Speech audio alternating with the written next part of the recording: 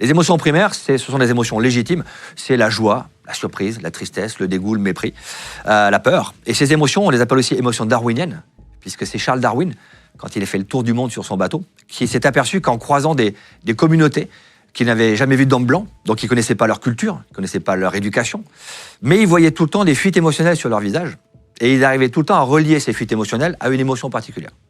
Quand tu es triste, par exemple, tu as la commissure de lèvres qui va descendre, la pointe interne des sourcils qui remonte et une ride au milieu du front. Bon, ces trois signes-là sont les signes de la tristesse.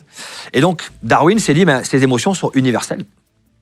Tout le monde les a, quelle que soit ta couleur de peau, que ton éducation. Et on appelle ça donc les émotions primaires.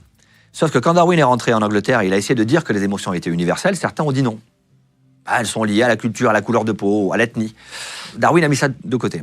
Paul Ekman, qui est celui qui a inspiré la série Lie to Me, a repris ses travaux. Et Paul Ekman a montré que les émotions sont bien universelles. Elles touchent tout le monde, y compris des aveugles de naissance qui n'ont jamais vu d'émotions, mais qui ont les mêmes activations musculaires.